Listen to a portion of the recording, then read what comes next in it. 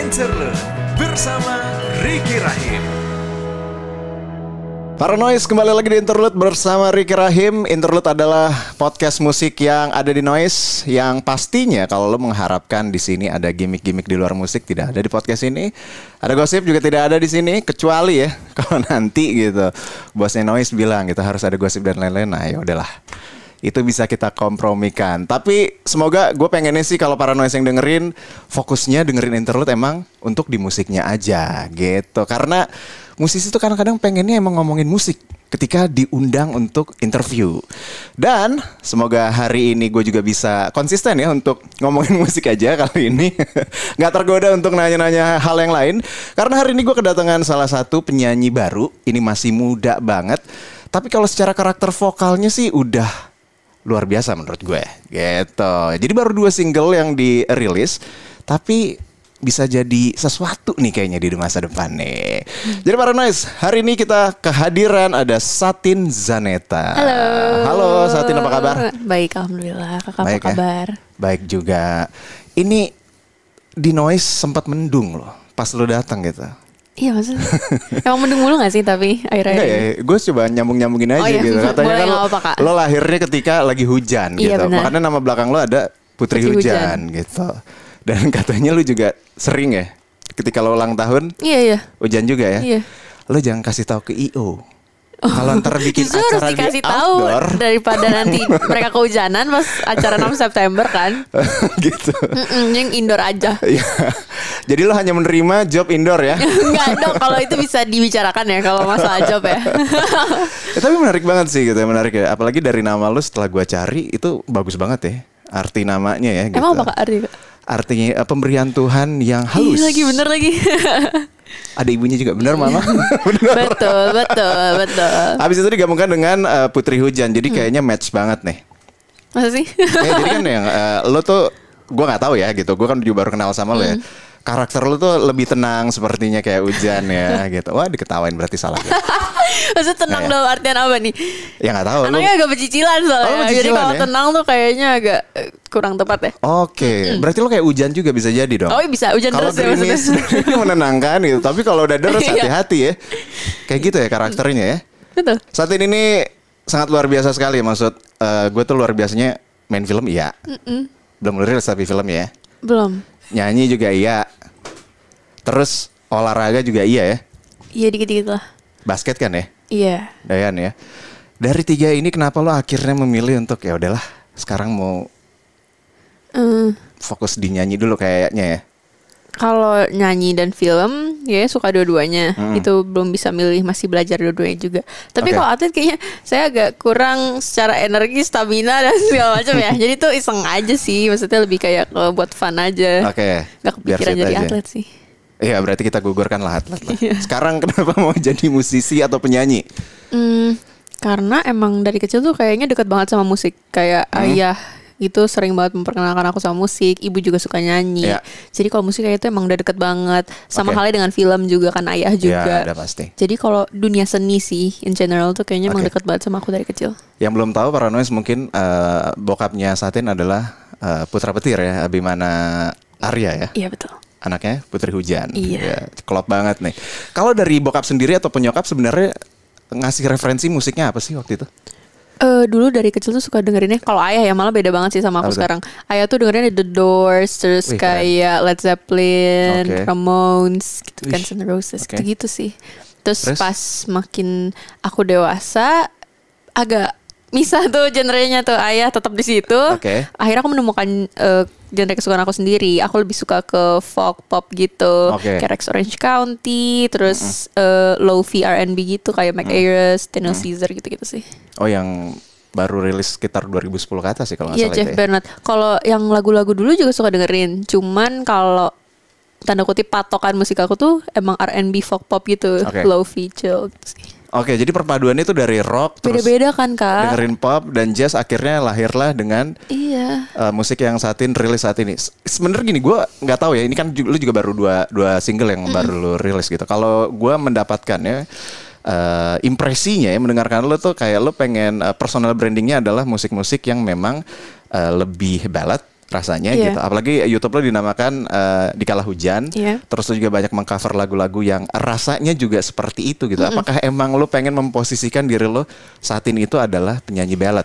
Secara nggak langsung mungkin iya, tapi gue juga nggak merasa lagu gue ballad banget sih Kak. Si Masa? Utuh itu kan nggak segitu ballad. Oh gitu ya.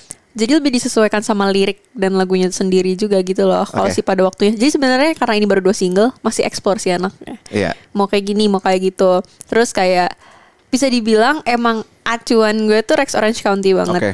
Dia kan kadang ada beberapa lagu yang kayak R&B, bukan R&B sih, dia lebih more like folk pop gitu kan. Terus ada beberapa yang ballad juga kan. Dan itu kayak terdengar oke-oke aja dan bagus-bagus juga gitu. Dan gue juga merasa kayak ya udahlah gue ekspor aja. Kadang cocoknya liriknya lagunya kayak gimana kita ikutin aja ke situ. Kebetulan Yeah. pada waktu itu cocoknya string ballad gitu. Kalau Utuh lagunya kayak gitu sih. Oke. Ini yang menarik menurut gue, lo di umur lo yang masih muda tapi sepertinya pemikiran lo udah agak dalam ya gitu ya. Masa sih enggak? Iya karena lo bisa menginterpretasi atau lo punya visi sebenarnya lagu itu. Ya ini karena mungkin pendapat gue ya melihat biasanya remaja dewasa ya gitu. Siklus hidupnya itu permasalahannya masih cintaan dulu gitu ya. Terbesar biasanya gitu, biasanya. Ternyata lo bisa melihat di luar itu gitu. Karena love life saya tidak begitu menarik. Jadi saya bisa melihat hal lain yang lebih menarik gitu. Ngerti nggak? Tapi gini, menariknya buat gue di single kedua lo nggak ngomongin masalah cinta sama sekali dan ini juga lebih dalam gitu kan. Maksudnya secara tema juga salah ya gue. Enggak benar. Bener ya, maksudnya lo bisa melihat di umur lo yang masih muda permasalahan hidup tuh bukan cinta-cintaan dan tentang gue doang loh gitu. Balik lagi soalnya pas nulis lagu ini pas nggak ada siapa-siapa. Kasian ya. Nggak, tapi itu maksud gue sesuatu yang beda loh menurut gue ya gitu. Tapi lagu selanjutnya tentang cinta-cintaan gue Kak. Salah gue. Oke, gue tarik lagi. Maksudnya lagu ini karena kebetulan emang lagi keadaan hati tidak baik-baik saja. Ketika single terbaru lo kan pada waktunya. Pas nulis kan? ini. Oh itu juga tentang cinta. Enggak, Bukan, keadaan kan? hati tuh nggak baik-baik aja kan nggak harus tentang cinta. Maksudnya tentang aku lagi mengambil suatu keputusan yang besar waktu itu. Terus Oke. kayak one thing that holding me back itu adalah aku takut orang-orang sekitar aku kecewa. Aku takut ayah ibu nggak suka sama keputusan aku gini-gini. Sampai akhirnya udah di titik dimana udah relief, udah kayak berdamai sama diri sendiri. Karena yang waktu itu benar-benar di kepala gue adalah at the end of the day yang lo punya diri lo sendiri. Orang-orang bisa berekspektasi apapun, tapi itu bukan kewajiban lo untuk memenuhi. Ngerti gak sih Kak? Iya. Kayak iya, jadi akhirnya udah tenang, udah berdamai, terus bikin lagu ini. Oke. Gue umur 19 tahun gak mikir kayak gitu. Bu Inong ini gimana anaknya bisa sedewasa itu Bu Inong? Apa yang terjadi Bu Inong sama anaknya ini? Ketul. Tapi itu maksud gue pemikiran yang udah cukup dewasa sih menurut gue ya gitu. Karena ketika emang di fase itu gue tidak sejauh itu ya. Ini membandingkan dengan diri gue kali ya gitu. Mungkin lo banyak fase juga dalam hidup lo atau juga lo banyak dapat pembelajaran kali ya. Atau dari contoh dari orang tua yang ternyata bisa membuka visi lo sejauh itu gitu. Menurut gue ya gitu menurut gue. Dan itu juga menarik banget sih. Dan karena gue sempet pas dengerin lirik lo gue tuh ngerasa kok Satin ini kan amannya kan kita main ya di lagu-lagu cinta lah gitu. Di lagu-lagu tentang putus dan lain-lain untuk industri ya menurut gua. Tapi lo di single terbaru lo berani liriknya tuh yang tidak aman lah gitu ya gitu, dan tentang keresahan lo gitu. Tentang lo cara dalam mengambil keputusan dan lain-lain gitu. Itu kan bukan sesuatu yang sering kita temukan dalam sebuah lagu. Mungkin ada beberapa penyanyi Indonesia yang masih muda yang mungkin gue tahu dan pernah di interview di Interlude adalah It Gitaf. It Gitaf juga sering menyuarakan tentang keresahan dia, tentang masa depan gitu. Itu di lewat lagu-lagunya dia, dan ternyata lu juga menyuarakan itu gitu. Iya, karena nggak tahu ya, kalau aku personally kenapa aku memilih, sebenarnya lagunya tuh aku udah jadi ada beberapa lagu terus disuruh milih untuk ngeluarin single, aku milih ini karena aku rasa aku pengen musik aku itu jadi tempat nyaman untuk orang-orang. Karena aku nulis itu sebagai biar aku biasanya ya, aku nulis tuh biar untuk menenangkan hatiku. Aku nulis lagu biasanya kayak gitu. Terus musik aku itu sangat dekat sama aku. Aku juga pengen orang-orang tuh pas dengarnya berasa dekat dan nyaman. Karena kadang mereka mungkin susah mencari mana nih lagu yang bisa menemani gua tapi nggak urusan cinta mungkin ya. Soalnya ada beberapa juga aku baca di DM aku ada yang berterima kasih atas lagunya. Sebenarnya itu agak di luar pikiran aku sih. Aku sampai ada yang berterima kasih tuh aku juga jadi terharu. Dia bilang kayak bisa nemenin dia karena dia rasa hidupnya lagi berat gitu-gitu. Aku pengen musik aku tuh menjadi teman untuk pendengarnya gitu loh. Jadi karena aku nulis ini agar aku tenang, semoga yang dengar juga jadi tenang gitu. Oke, menarik banget ya. Jadi lo bukan hanya semata-mata mengejar, ya ada juga lah kan objektif musisi rilis karya ada komersialitasnya, pengen dimonetize juga, tapi lo juga aku pengen banget pesan ini tuh tersampaikan gitu sih Kak. Sebenarnya di lagu ini kan tentang istirahat, mengingatkan orang untuk ketika aku berasa kayak kadang kita menjalani sesuatu dalam hidup itu entah buat siapa nggak tahu, arahnya kemana juga nggak tahu. Pasti tanya, emang lu bahagia juga kayak, oh gimana ya gitu kan. Aku pengen ngingetin kalau nggak ada salahnya untuk sesekali tuh istirahat. Kita inget-inget kita tuh mau kemana sih, lihat ke belakang kita udah sejauh apa sih. Pat yourself on the shoulder, appreciate yourself, berterima kasih sama diri sendiri. Karena at the end of the day yang kita punya cuma diri sendiri doang gitu. Kadang kalau kita mencari kita berlari ke satu tujuan, kalau kita nengok kanan kiri dengerin orang ngomong A ngomong B, nggak bakal selesai journey-nya tuh bakal kemana-mana. Kayak lo lakuin ini buat siapa? Itu kan ada liriknya kan. Memang yang kau kejar apa gitu. Jadi kadang kita harus nanya ke diri sendiri kayak, emang yang gue kejar apa sih? Iya juga ya gitu. Emang gue pengen ke situ ya? Enggak sih, tapi kata si A, kata si B lebih baik ke situ. Tapi emang gue pengen enggak gitu. Jadi kadang duduk dan istirahat tuh buat memikirkan hal itu juga gitu. Itu yang terjadi sama aku waktu itu. Kayak gue tuh ngakuinnya buat siapa ya? Kayaknya gue nggak pengen banget deh. Tapi gue tuh takut apa ya. Jadi tuh sambil kontemplasi juga gitu. Gue jadi penasaran, apa sih yang sering lo baca, buku atau? Jujur aku gak suka baca. Aku gak suka baca buku ya maksudnya. Aku biasanya aku nggak baca sih anaknya. Kalaupun baca buku tuh audiobook itu pun sekali doang.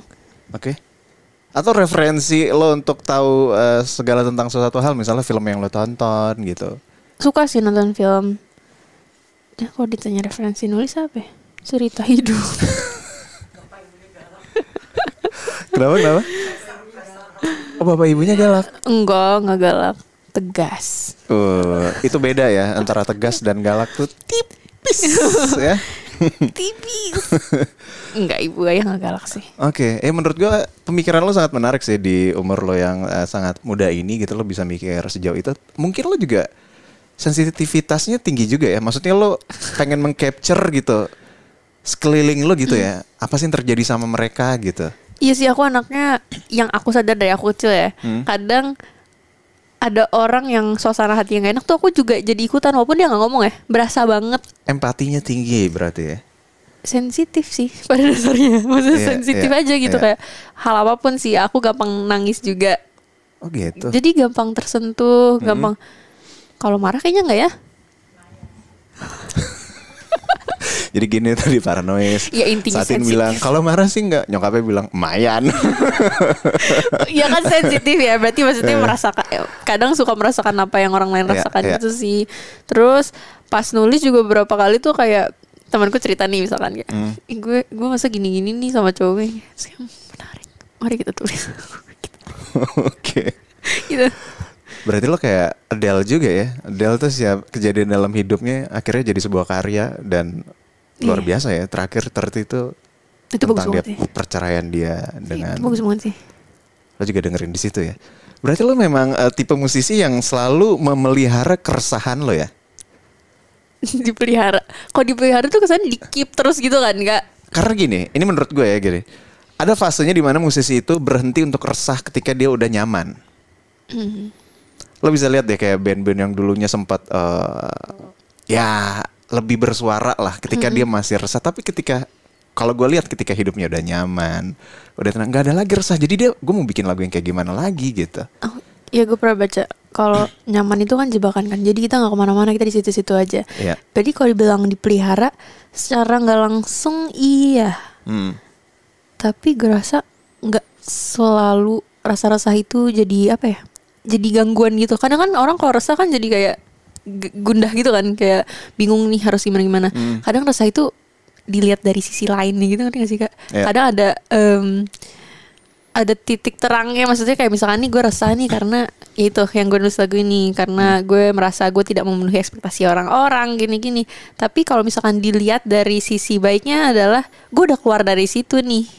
Resahnya ya udah nggak dipelihara sih sebenarnya Kak, jatuhnya kalau dipelihara tuh kayak dikit banget itu loh soalnya. Iya sih, mungkin persepsi kita bisa beda aja gitu. Ada musisi yang terus mempertahankan keresahannya untuk dia bisa terus menulis gitu. Atau lo memang kayak sensitivitas lo emang lagi tinggi aja gitu. Jadi lo kayak setiap denger, wih kayak gini, bisa gue giniin lagu nih. Lebih Kayak tepatnya gini. nulis lagu adalah salah satu cara gue untuk keluar dari keresahan itu sendiri. Acknowledge aja kayak, ya nih gue resah nih. Tapi ya udah gitu. Kita let go-nya dengan cara nulis. Abis nulis misalkan lega gitu. Kalau misalkan diinget-inget lagi pasti resah lagi. Cuman kayak ya udahlah, kadang kita harus apa ya? Ya udah aja gitu. Temen gue pernah ngomong nih, gue bilang, udahlah itu tuh perkara ya udah aja tadi gitu. Maksudnya gimana? Ya udah, kadang kalau lu pikir terus tuh malah pusing. Ya udahin aja, dia ngomong gitu. Terus gue kayak ada benernya sih. Ya udah aja gitu. Berarti lo jangan sampai jatuh cinta dan bahagia dong. Ntar kalau udah happy gak ada resahnya dong. Gini. Iya juga ya, selama ini gue nulis lagu pas gue. Ya memang sebenarnya banyak musisi yang juga bilang ketika paling enak dan paling gampang nulis lagu adalah ketika patah hati. Iya lagi. Oh bener.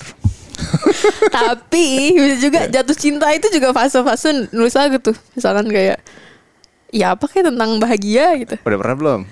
Belum.